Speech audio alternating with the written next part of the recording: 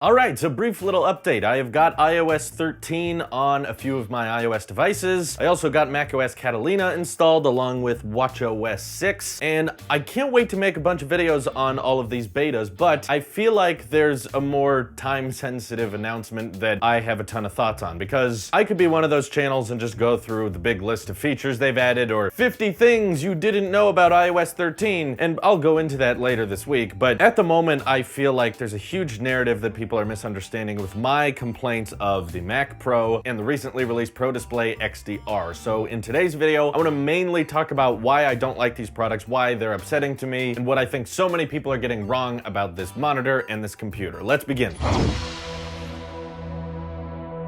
So, to me, there's like several different levels of thinking with this announcement. I think there's, for one, the base level theory, which is it's too expensive, Apple's like Supreme, and therefore it is bad. $1,000 for a stand? That's completely ridiculous. You could buy an iPhone XS for that price. You could buy a good monitor for that price. Congratulations. I deem you the genius. You were able to find a price point of one product and look at a different product's price point and say, those are the same numbers, I know that. Wow, you're incredibly smart. Now I think there's the second level of thinking. Okay, let's try to look at these monitors. Let's try to look at this computer from a little bit of a higher perspective. The monitors that the Pro Display is competing with are not your typical everyday 4K monitor that you just buy off Amazon or eBay for a good deal and hook it up to your machine. They're talking about incredibly difficult specifications to reach for a monitor between the extreme dynamic range between the 1000 nits and 1600 nits at peak brightness. This extremely delicate arrangement of panels on the inside that make this display incredibly bright, incredibly color accurate with 6K resolution, pixel density at a 32-inch size, and as basic as the stand may look, it allows for this monitor to be looked at from multiple different angles and easily adjustable, so there's a lot of balancing and materials that have to go into that monitor, and that's where a lot of YouTubers who are defending the monitor and the Mac Pro are right now. They're taking the viewpoint of, there's a certain demographic for this. The monitor that it was slaughtering, the monitors that the Pro Display is competing with are in the $20,000, $40,000 price range. These super expensive Sony monitors that cost tens of thousands of dollars. That's what it's competing with, and for giant corporations, for giant film studios, and high-end film production equipment, this thing is technically a bargain for the specifications it's able to achieve compared to other monitors that can do the same thing. Now, here's where Talos of Tech enters the picture. Here's where I step in. While I completely understand that viewpoint of if you think this is too expensive or if the color accuracy or the nits don't matter to you, it's just not made for you. You're not part of the demographic. That's not why I'm upset about the Pro Display, okay? It's expensive, the stand should be included. Why is the stand $1,000? Sure, you can complain about that all day long, but Apple products are expensive. What's new? This is not a completely revolutionary conclusion. It's not like there was one point in time where Apple products were incredibly affordable and Apple's brand was well known and made a name for itself by being cheaper than the competition, right? No, that's never been the case. Where I stand is that clearly, no, the Apple Pro Display is a good buy for certain corporations and for certain media outlets, but it is not the everyday professional, which is kind of a weird area, but one I think that Apple used to exceed in. One Apple used to make their presence very well known in the past with their Pro Display, their Thunderbolt display. Very, very good monitors that gave you the experience that an iMac display could give you, except it was just a monitor, so you could hook it up to your iMac or hook it up to your MacBook so that when you got home, you'd have a very, very powerful workstation waiting for you there, but then you were easily able to unplug and take your MacBook on the go when you need to. That's what I'm upset about with this Pro Display. I was thinking about ordering one. My budget for the upcoming 32-inch 6K monitor that Apple is going to release was somewhere between $2,000 and $3,000. I was figuring it was going to be expensive, sure. It's new, it's probably got thinner bezels, and if Ming-Chi Kuo is correct, which he was, it would be a 6K resolution. I knew it would be expensive, and I'm not saying they had to go back to the $1,000 or $1,500 starting prices of the LG Ultrafine monitors or the Apple Cinema displays or Thunderbolt displays in the past. I knew they would be more expensive, but this one sidesteps all of those previous generation monitors Apple had made for the people who bought MacBook Pros and wanted something to dock it to when they got home, or were simply using an iMac and wanted a reasonably priced, affordable add-on so that they could have a dual or triple monitor setup within, you know, a somewhat obtainable price frame. The absurdness of this monitor is not all the holes on the back, it's not even really the price point, it's the fact that they cater to such an insignificantly small percentage of the market that it feels like they're just kind of ignoring and pushing aside all of the people who kind of grew up with MacBook Pros or grew up wanting for Apple to go back to making the Pro display, or basically people who have an iMac Pro like me, or not even that, just have a regular sized iMac and we're hoping for a new monitor to come out so that they could enlighten their iMac experience and have a secondary monitor there. But now that it's pricing itself at $5,000, which I'm sure with all of the technology that goes into it and what the competition in regards to color accuracy and pixel detail and all that, I'm sure it's probably very good in its class, but the class of people who are willing to make this type of purchase is a very, very small percentage of what a lot of Mac users are. At $5,000 before the stand or the vase amount comes in, you're already into the price of an iMac Pro, and for you to somehow deem the Pro display as worth it for your purposes, that means you have to somehow say the 5K display on an iMac Pro isn't good enough. Doesn't matter that it comes with a speaker, webcam, an entire computer's built into the thing, and it has a dock that, you know, swivels the Mac on it. Pretty good sounding speakers, I might add, and the best webcam I've ever seen in a Mac. All of that isn't good enough. Why? Because you need it to be 6K, 5K is not enough, and you need that color accuracy. You need that 1000 nits. You need those colors to be ever so perfect. The dynamic range on a 5K monitor, it's just not enough. I need it to be 32 inches in 6K, and it needs to have this wide color gamut in order to be accurate enough for me to edit on.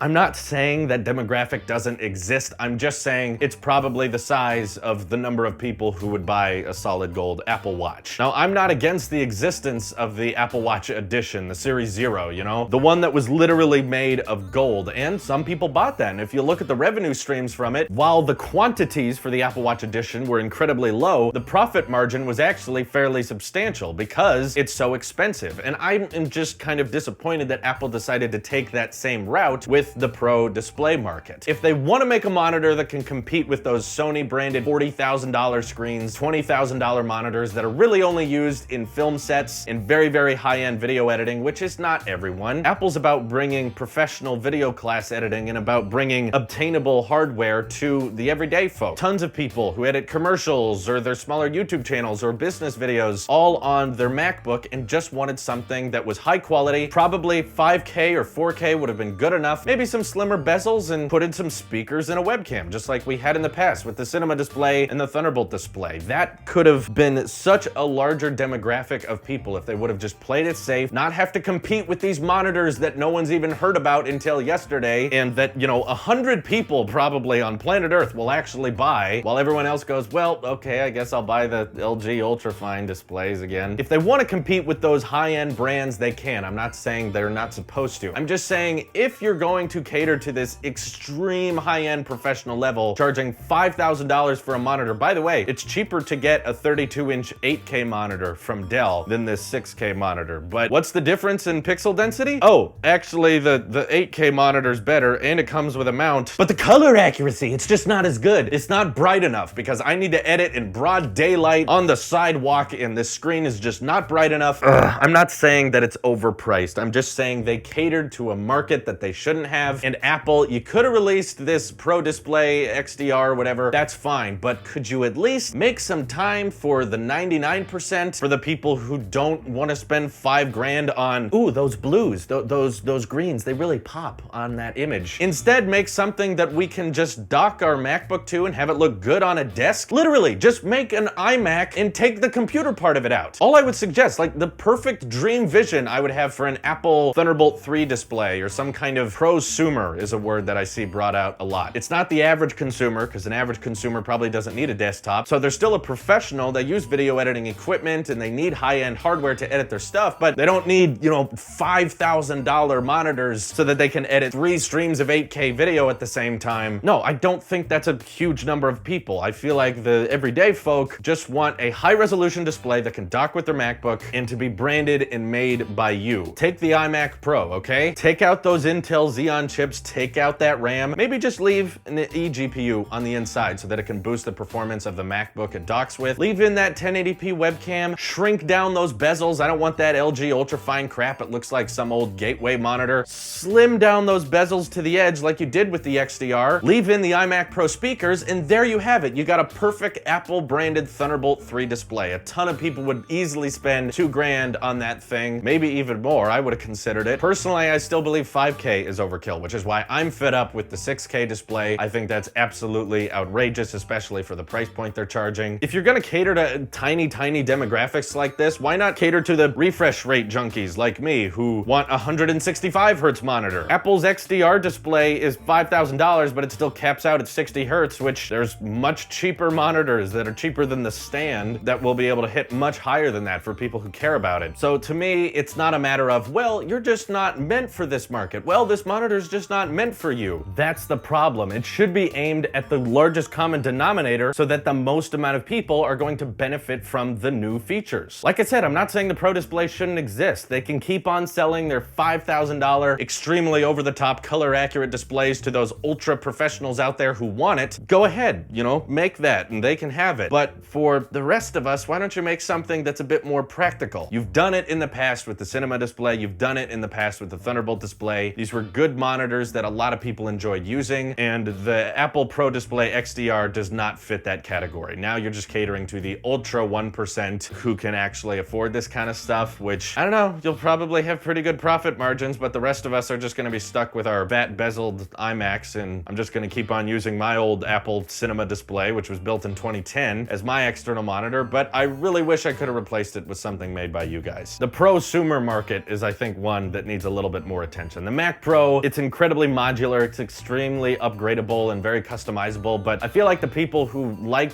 customizing and like upgrading their own stuff and having access to all the internals of the computer, those are usually the people trying to save money, right? It's always like, well, you could buy an iMac or you could build your own blah, blah, blah, and that'll be a lot cheaper for the same performance. So when you build something that's customizable and upgradable, but it's insanely expensive, then I feel like the market is very distorted, and the number of people who would like a upgradable modular Mac Pro is very high, but the number of people willing to start it at $6,000, starting at 256 gig, that demographic is not overlapping very much. So yeah, the people willing to spend 20 grand, 30 grand on a computer, sure, they're gonna be very happy. You know, those multi-million subscriber YouTube channels, they'll be perfectly content that this is coming out. But the word pro is so vague these days anyway. So when you say it's the Mac Pro, you mean it's for like Disney, Pixar, executives, corporate buildings. They're gonna have Mac. And then the people who are just kind of filming commercials or running small businesses or doing everyday kind of smaller YouTuber tasks like I do, we just feel sort of neglected. Like, oh, so you don't want us messing with that? Okay, we can't really obtain it because it's just too dang expensive. We need some more prosumer products is basically what I'm trying to say. Some products that are not for the ultra rich, but also not for the dirt cheap. Something that sits right there in the middle, and I feel like yesterday with the Mac Pro and the Pro Display XDR, they just kind of abandoned that happy middle ground and are now just catering to the ultra professional. That's the reason I'm annoyed with the existence of the Mac Pro and the Pro Display XDR. Will I ever get a Mac Pro? I think maybe someday. I don't think the Mac Pro is a horrible product. It's just starting price is way too high. The Pro Display, I don't think I could ever see myself purchasing. $5 grand, no matter how much money I have in my lifetime, there is so much better uses I could put 5 or 6 grand towards than just having a monitor with a 6K resolution. I have vocally stated that if the iMac Pro had a 4K option that was much cheaper and not 5K resolution, I would totally get that, because I can tell you from experience, you cannot tell the difference between a 4K and a 5K display, at least on the 27-inch form factor. It's just unnoticeable. So it just makes your GPU working harder. It makes the product more expensive for something that no one really can notice. So going to 6K to me is completely overkill. You can't see the difference. It's purely just upping the specs as much as possible so that they can charge top dollar. Some people may be happy with that. Some people may like it. I'm not one of them. If one day my iMac Pro starts slowing down or I have the budget to speed up my exporting times, then sure, maybe in a couple years I will end up buying the Mac Pro, but I will definitely be using one of my own monitors with it and not some 6 grand Pro display, because 6K is ridiculous. I don't shoot an 8K video anyway, so why do I need a 6K monitor? But yeah, perhaps one day I'll be upgrading to the Mac Pro, but it is definitely not this year, probably not even the year after that. But the Pro display, for me at least, is a complete flat never. I will not buy that thing to keep, that is. I might buy it and review it and then send it back, but I'm not even convinced I want to do that yet. I'll probably just go to an Apple store and look at it and be like, yeah, okay, fine. It'll give me a reason to go to Apple stores again, because lately every time I go to an Apple store, it's like, yep, I have all these things, so nothing special to see here. But with the new Mac Pro and Pro Display, I'll have something to play with whenever I hang out at an Apple store. Anyways, let me know what your guys' thoughts are on this monitor and new computer by following me over on Twitter or checking out our Discord. This is your Apple Sheep here, and I will see you in the next one.